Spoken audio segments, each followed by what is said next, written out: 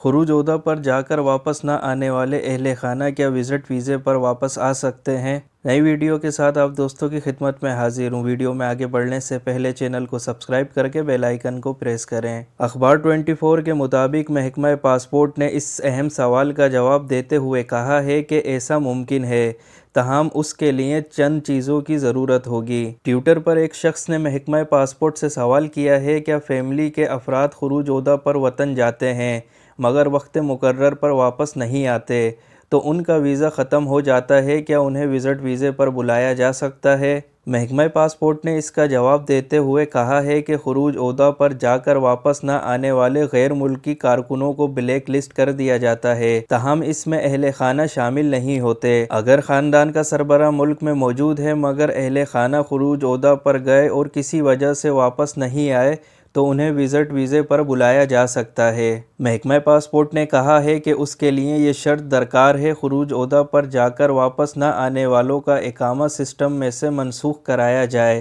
یعنی سسٹم سے ختم کرایا جائے، پھر ان کو وزٹ ویزے پہ بلایا جا سکتا ہے۔ آپ کا کوئی سوال ہو تو ویڈیو میں کمنٹ کر کے ہمیں ضرور بتائیں۔